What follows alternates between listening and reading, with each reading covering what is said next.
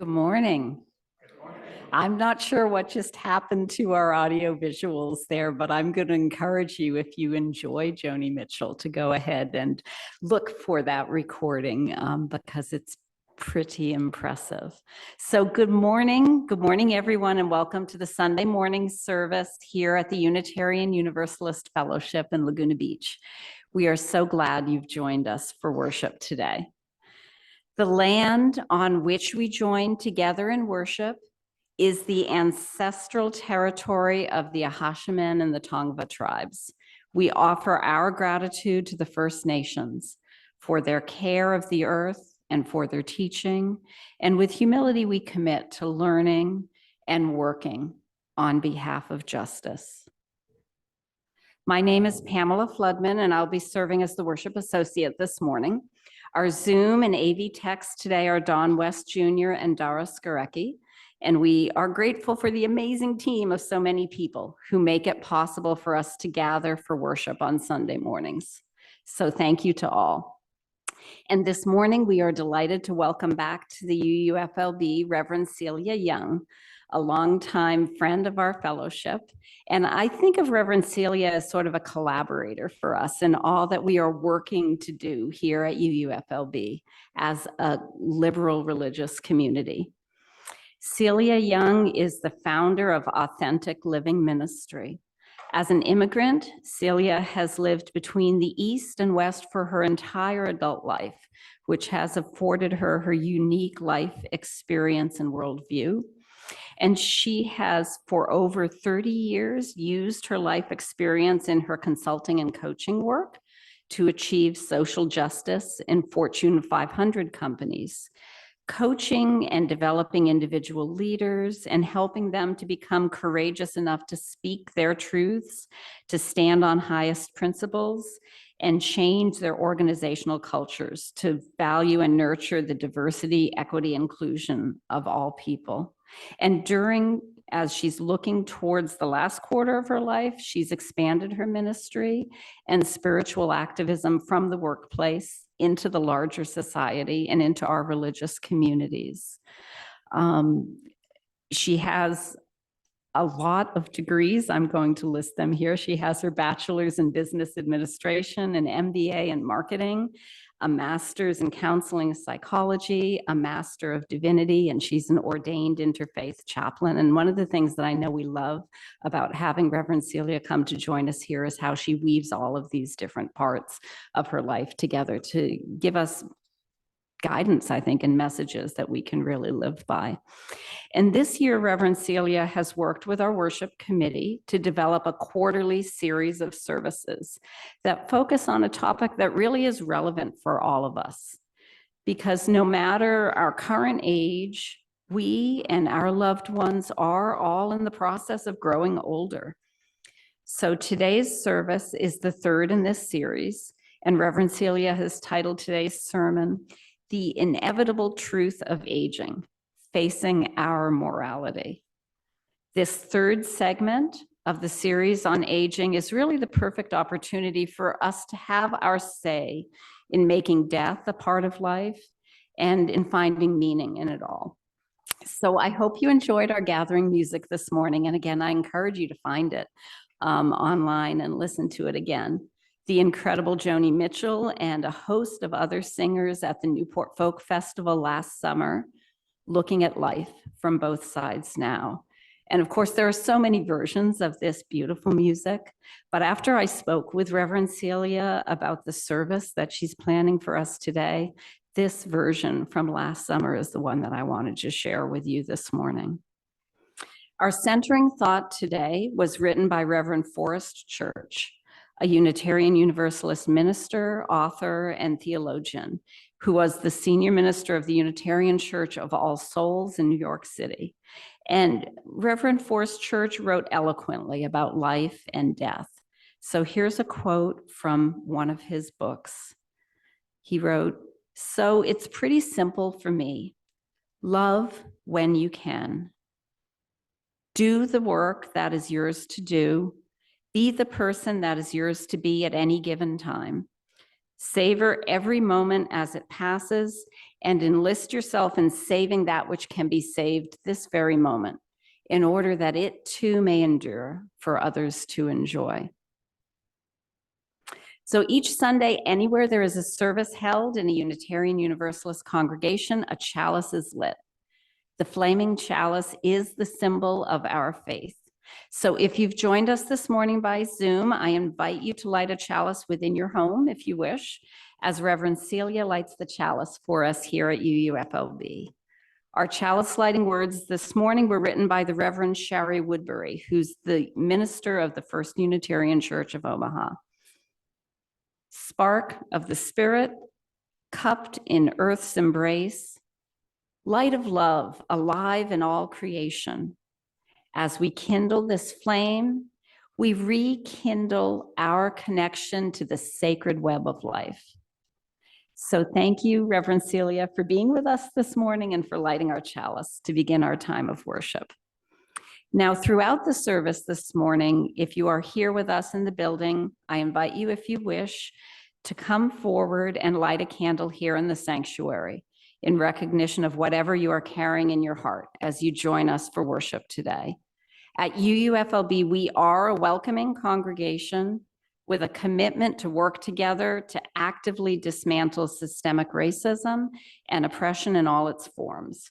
Whoever you are, whomever you love, no matter your age or gender, your ancestral or ethnic background, and really whatever sincere questions you've brought with you today, whatever brought you here this morning, we welcome you to our community of mutual caring and serious intent to grow as spiritual and ethical beings, a community which supports each of us as we work to make a difference in the world.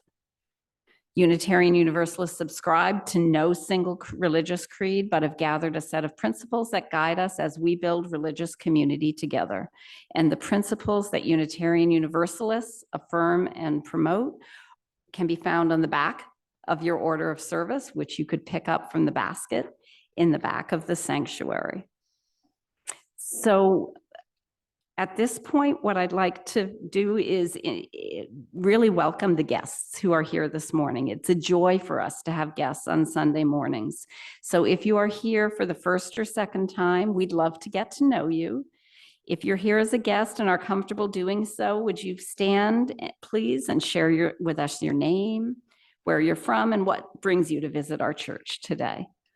I don't see, do we have any guests visiting with us on Zoom today? So let's start in the building and then we'll switch to Zoom.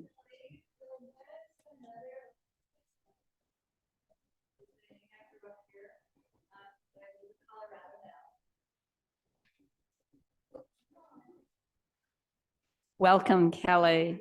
Welcome, Kelly. So for those on Zoom, Linda's daughter, Kelly, is visiting from Colorado and has joined us here today, which is lovely. Is there anyone on Zoom who's visiting as a guest and would like to introduce themselves? I think not. My vision isn't great to see the Zoom screen, but I think that's all of our guests. So let's take a brief moment now to turn to our neighbors for a quick greeting and to offer personal welcome to new and to old friends.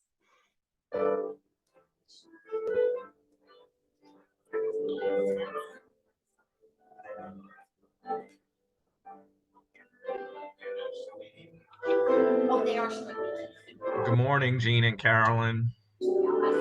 Welcome, Jim S.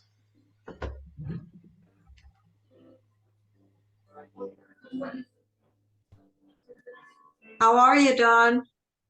I am excellent. Good. Good. How are you, Jean? Doing okay. Good.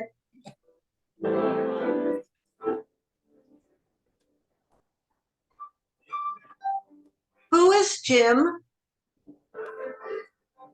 Who is Jim S? Jim is a guest. We didn't get to check in with him before we got started. Got it. Oh, Jim.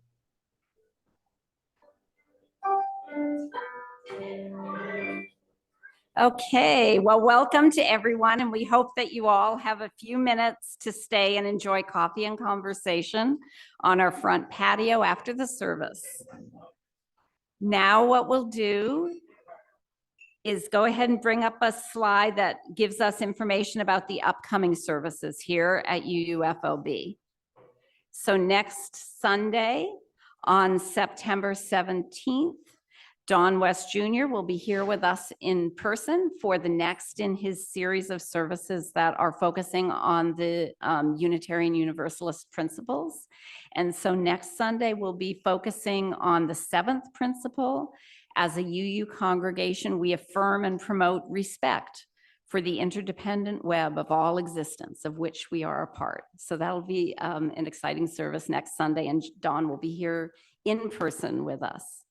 On September 24th, Joshua Berg is joining us to lead the service, and Joshua is a cultural Jewish humanist and a Unitarian Universalist minister. So we're excited to be hosting Joshua Berg the following Sunday. And then on October 1st, we'll welcome back to the pulpit here at UUFLB Reverend Terry LePage for a service focused on recent work that she's done and published, a book she's recently published, When Things Fall Apart, You Don't Have to. So those upcoming services, I hope you can join us. For announcements, I have just a couple of announcements. First of all, if you didn't notice, as you came in, the building is in the process of being painted, thanks to the hard work of many people who planned the painting and the decision-making process to pick the colors. And so I think next Sunday, we'll see even more of the building is painted than it is today.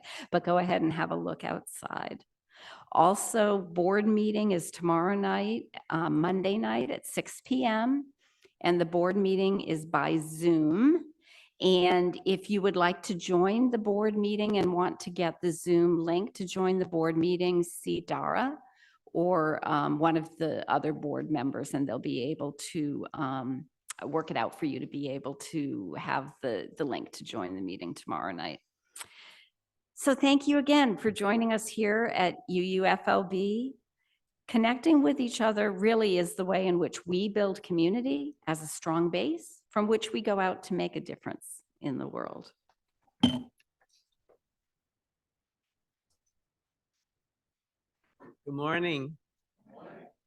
From beyond the playful summer clouds, beyond the earth's thin blue line, from beyond the bright moon, meteor showers, we hear the call to look and listen carefully, to turn away from a world that buys and sells happiness, to fully experience the luring whisper of your heart's truth.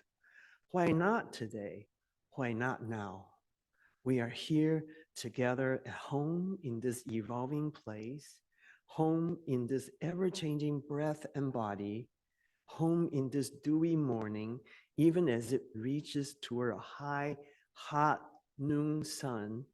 We hear the call from far beyond and deep within, and we do not hear it alone. Come and let us worship together.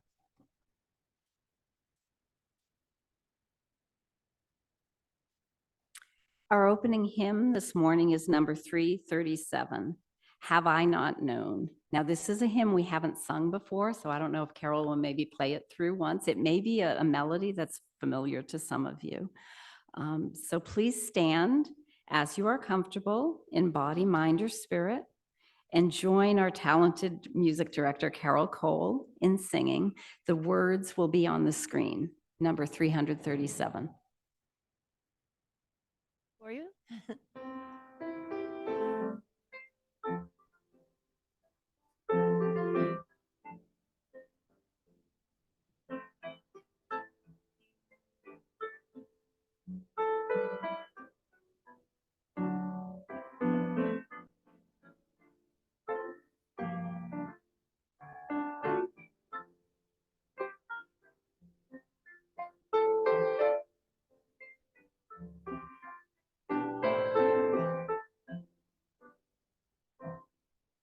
Here we are.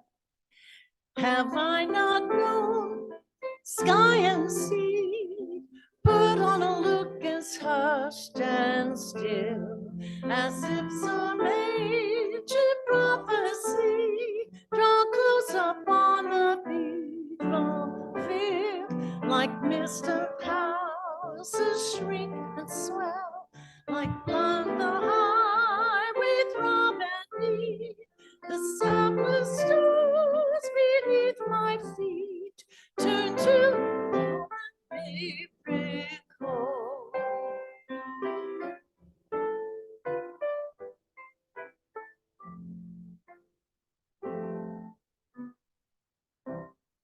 And life and death, but one thing are, and I have seen this wingless world cursed with impermanence and world, like dust across the summer swirl.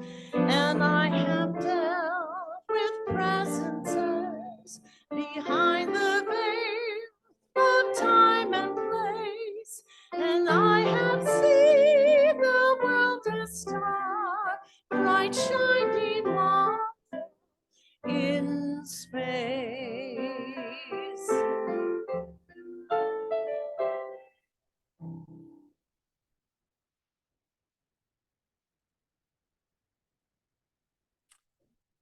Let us take a moment now to remind ourselves why we come together as a community.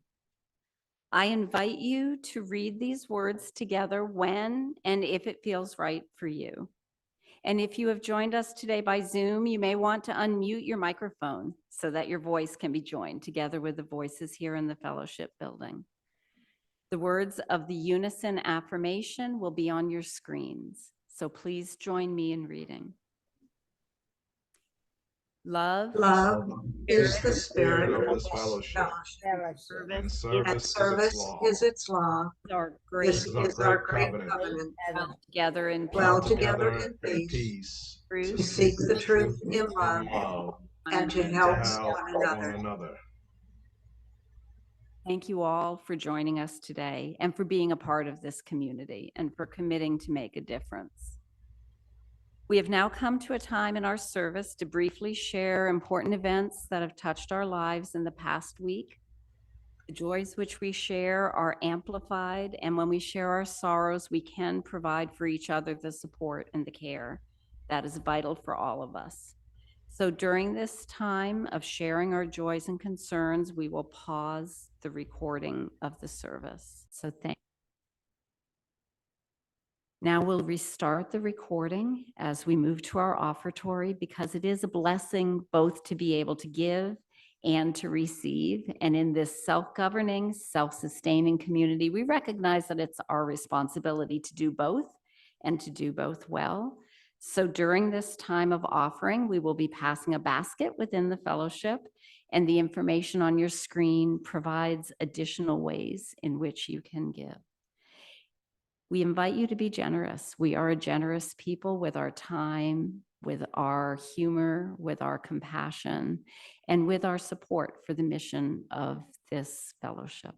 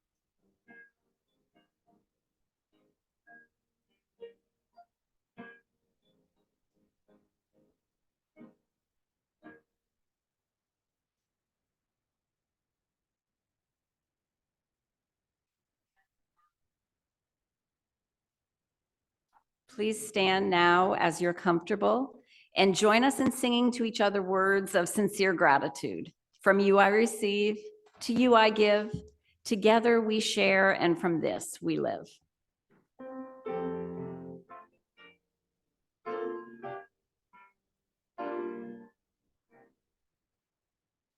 From From you I receive, to you I give. Together we share, and from this we live. From you I receive, to you I give. Together we share, and from this we live.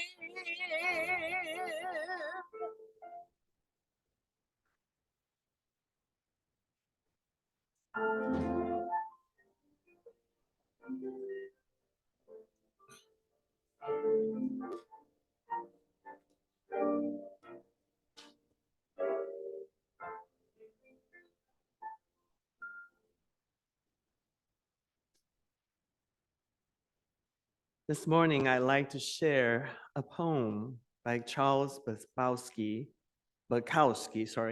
It's called The Laughing Heart. Your life is your life.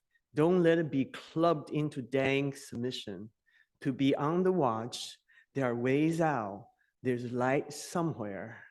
It may not be much light, but it beats the darkness. Be on the watch. The gods will offer you chances.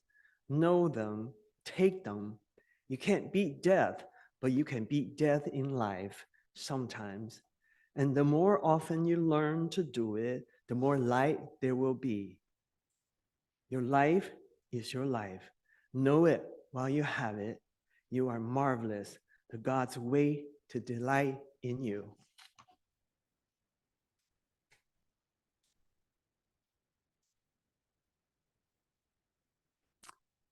So now I invite you to come into a time of meditation or quiet contemplation. You may want to close your eyes, place your feet on the ground beneath you, place your hands in your lap, and let the muscles of your face and your shoulders relax as you breathe in and out, in and out. Let there be a quiet time among us.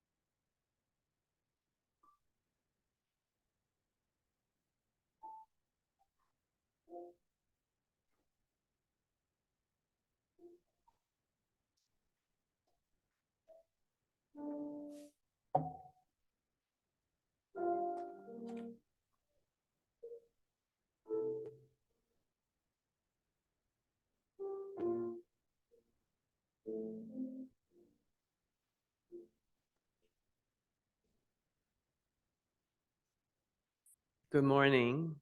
It's a great pleasure to be invited back. Must be doing something right. This is the third part of my four-part series on aging.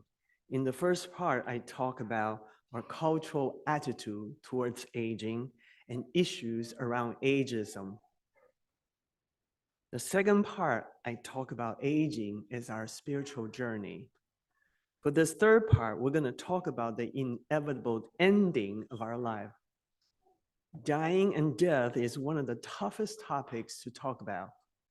I remember when I proposed this topic as part of the aging series I would do for your congregation, it was suggested that I soften the title.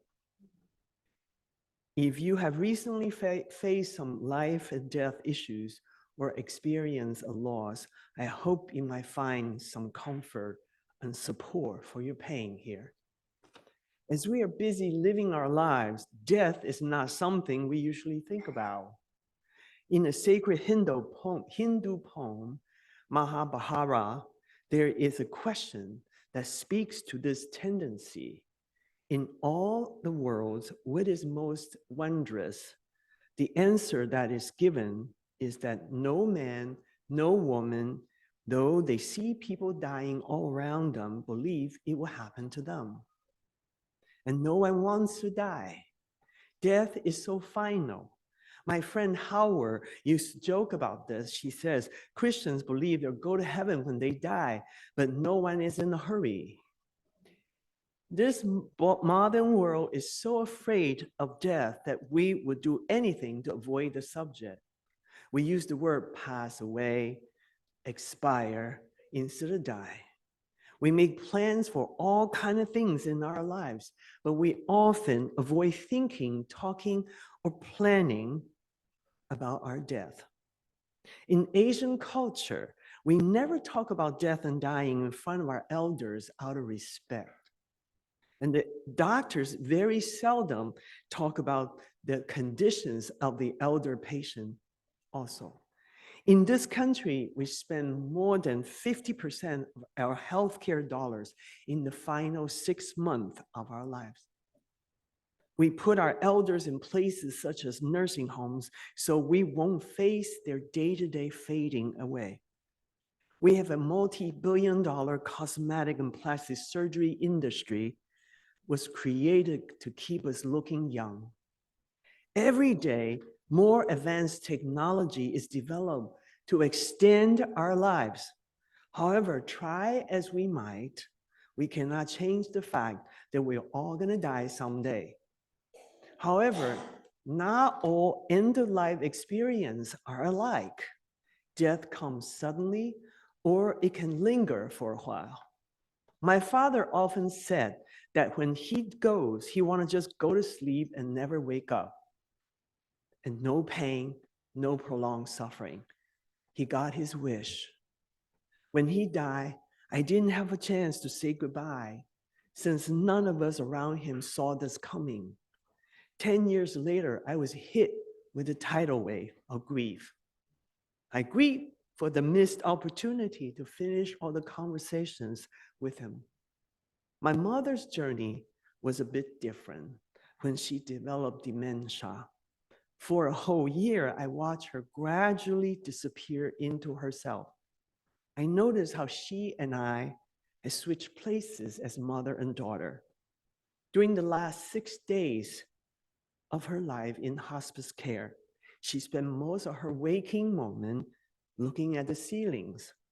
Her lips were moving as if she was talking to someone, but no sound. I played all the old Chinese opera for her. One day, the cassette tape stopped. With her eyes closed, she said, "You need to turn the tape over." This was how I knew she was still conscious. A day later, suddenly, she opened her eyes and looked at me. I took this opportunity to tell her I love her and ask her for forgiveness for my not being a perfect daughter. She answered in the most lucid voice, "I love you too. You are a perfect daughter." Then I said to her, "Please do not worry, I'll be fine." She closed her eyes and never spoke another word. A day later, she was gone. When she let out her last breath, I climbed onto the bed and held her body until the last bit of warmth dissipated from her. After they took my mother's body away, I got in the car for a long drive. I thought as long as I was moving, I still had her with me. Now I miss her often, but I feel I have walked the journey with her to the end, and I had no more unfinished business. By now, most of us are familiar with Elizabeth Kubler-Roth's model of the 5 stages of grieving. When we face a loss, we typically go through a series of 5 emotions: denial, anger, bargaining, depression, and acceptance. However, these stages are not sequential. We often recycle the reactions. Sometimes these feelings of loss start long before our loved one had died. When my mother's dementia got more advanced, I knew I have lost the mother I had for all these years. My grief has started. Most of us have not trained ourselves to deal with difficult emotions.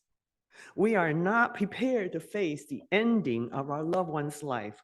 We might get trapped in denial, where we either pretend everything is fine or we run away because we don't know what to do and how to help. We might feel abandoned by our loved ones, so we act out our angers.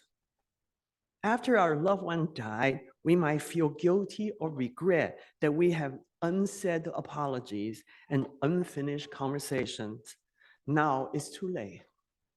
The dying sometimes linger because they're not sure their loved ones are okay. Often it is the families that find it most difficult to let go. The most loving thing for us to do is to assure the dying that we'll be fine and it is okay for them to go. Illnesses, dying, and death magnify our significant relationships. Communication is the key to all healthy relationships.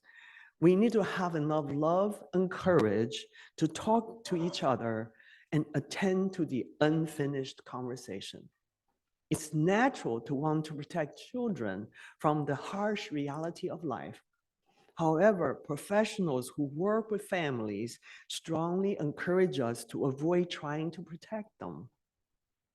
Even the youngest need some kind of preparation for the future. Honesty is important. Children can usually sense changes and stress in the household and know when something is wrong. They have the most amazing capacity to handle harsh reality.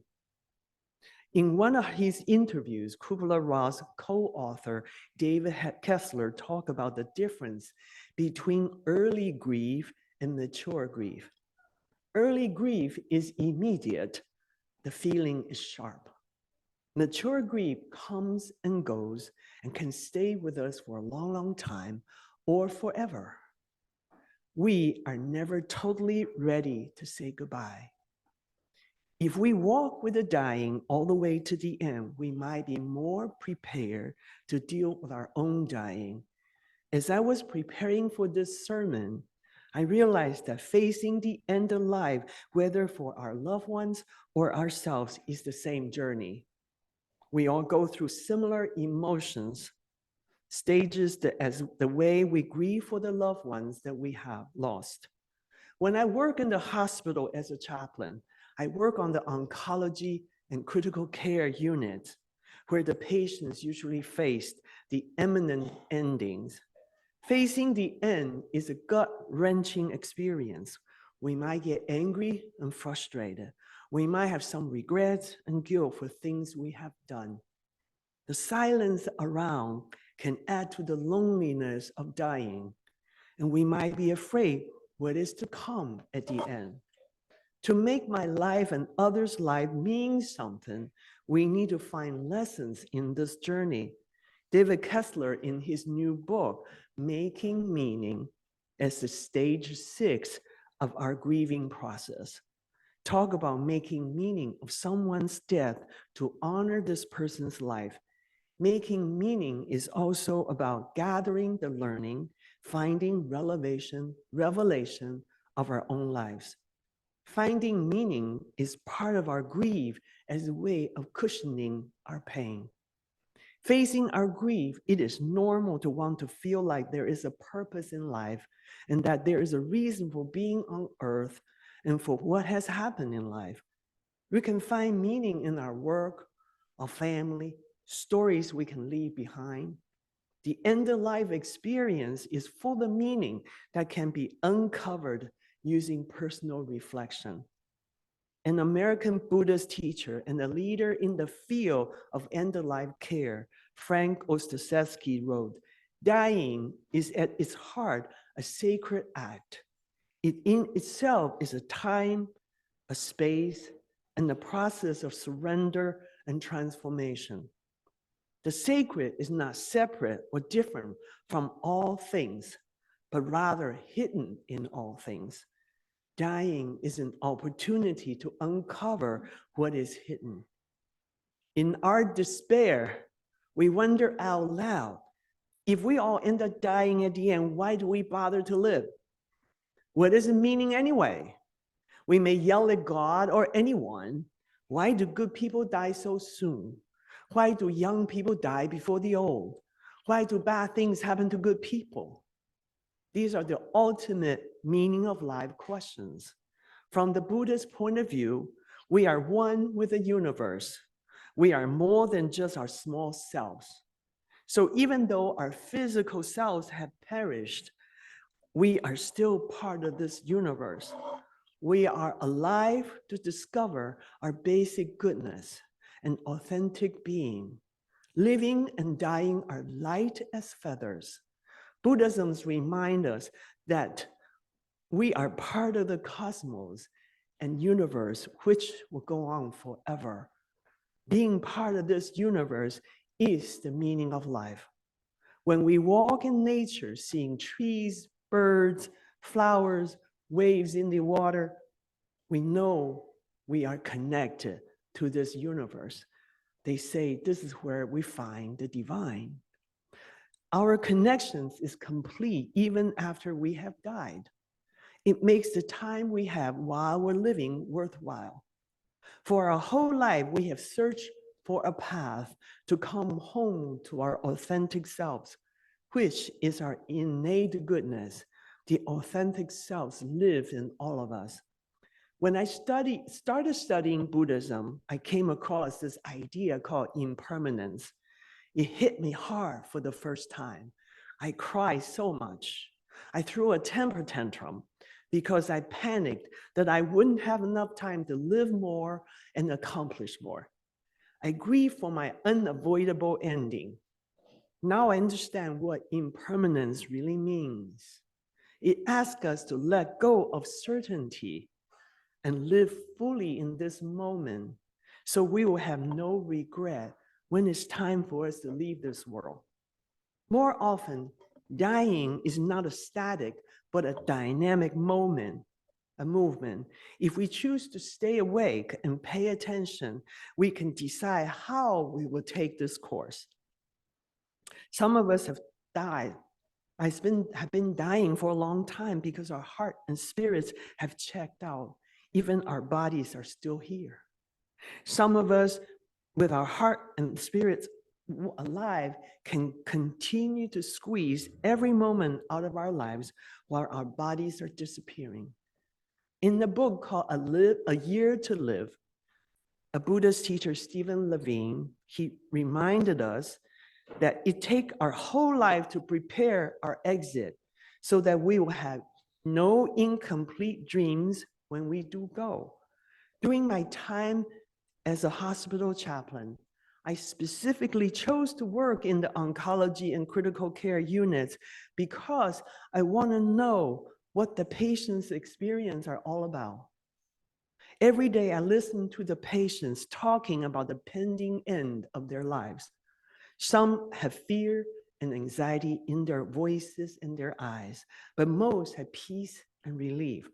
Having worked with death and dying for years, Levine talked about often when someone was told they had only limited amount of time to live, after their heart constricted and with pain and despair, suddenly they let go of the burden they've been carrying all their lives, and they felt completely free to live out the remaining of their lives. Their hearts expand. Ostaseski wrote, "Mirrors reflect the truth of what strikes their surface. The eyes of a dying patient are the clearest mirror I have ever known. In their gaze, there is simply no place to hide."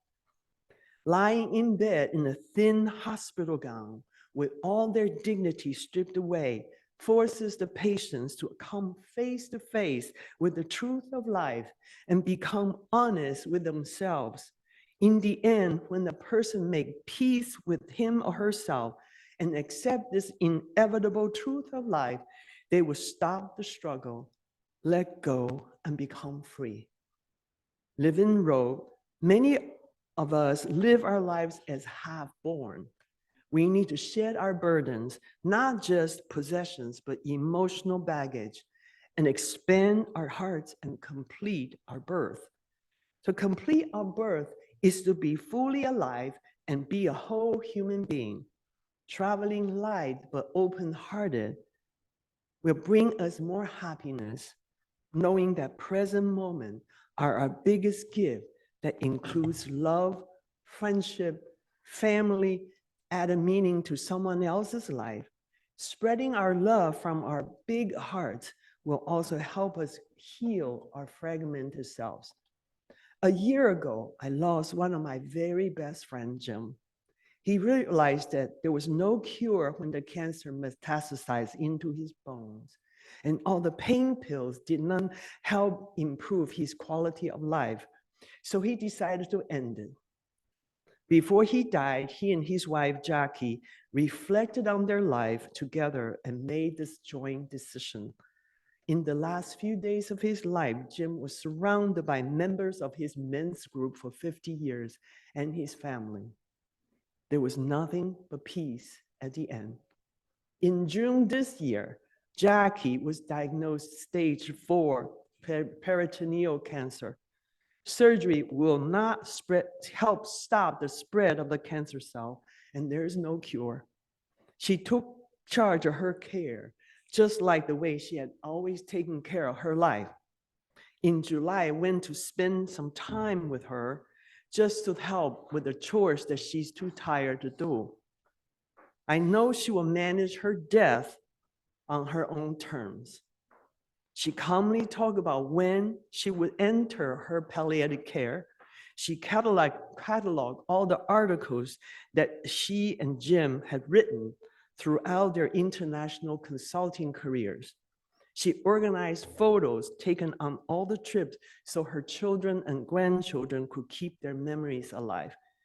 Witnessing Jim and Jackie's process, I realized the best revenge is to have full control and have a say in how we'll exit in this world. On the oncology floor, I visited a woman several times.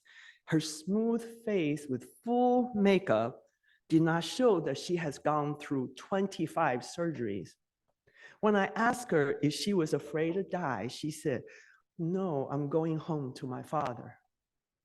If we believe we're going somewhere after our last breath, we might not be so frightened. Many major religions teach us to prepare to meet our makers with all the glories. In Buddhism, our maker is our true self. The work starts the day we were born. Our goal is to become our whole self before our last breath. This is how we'll make peace with our ending. This is the complete birthing and dying process. Namaste, Shalom, Amen. Blessed be.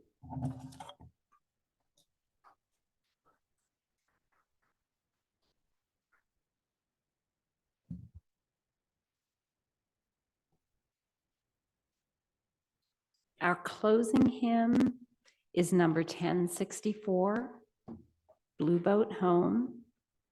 So please stand as you are comfortable in body, mind, and spirit, and join Carol in singing hymn number 1064, Blue Boat Home.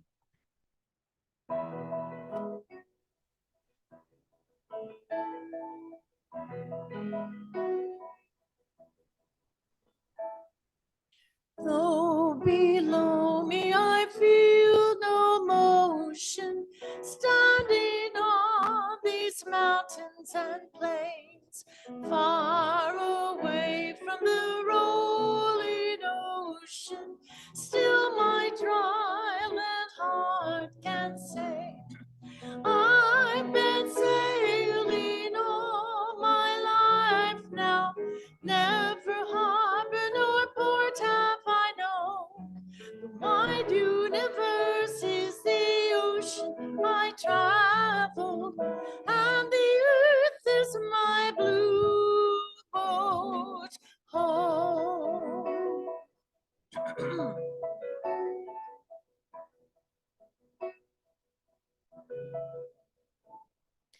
sun, my sail, and moon, my rudder, as I ply the starry sea, leaning over the edge in wonder, casting questions into the deep.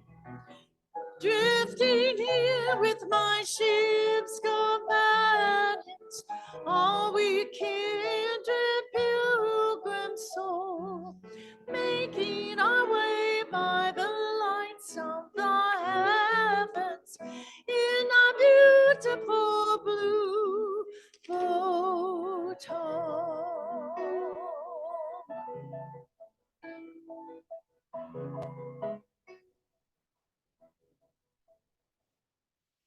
I give thanks to the ways upholding, hail the great wind surging beyond, greet the infinite sea before me, sing the sky my sailor's song. I was born upon the fathoms, never harbored no port have I known. The wide universe is the ocean I travel, and the earth is my blue boat home.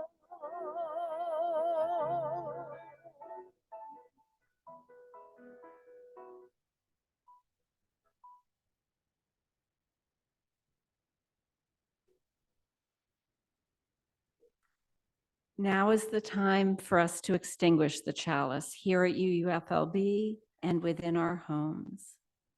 The chalice extinguishing words for today are from Reverend Amy Zucker Morgenstern, minister of the Unitarian Universalist Church of Palo Alto.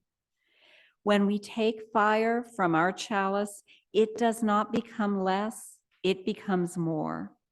And so we extinguish our chalice, but we take its light and warmth with us, multiplying their power by all of our lives and sharing it with the world.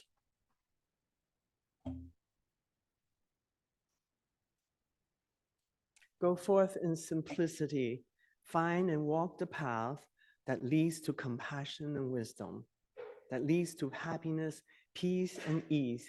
Welcome the stranger, open your heart to the world in need of healing. Be courageous before the forces of hate. Hold and embody a vision of common good that serves the needs of all people.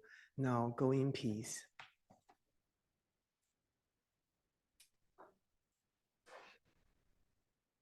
Join hands if you'd like.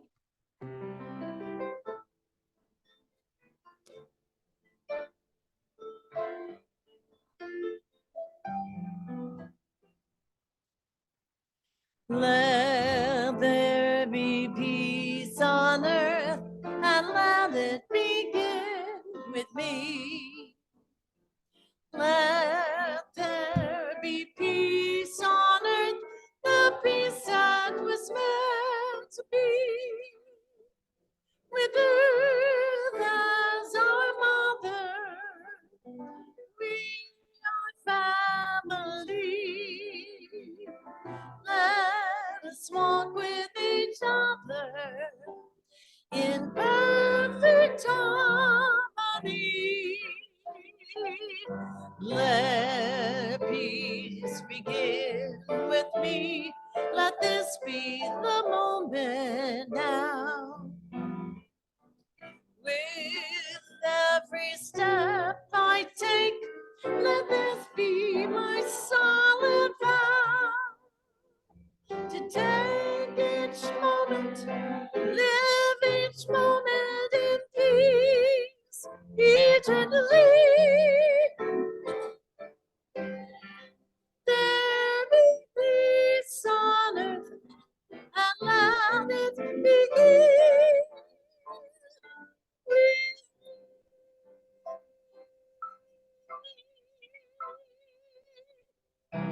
Have a lovely day.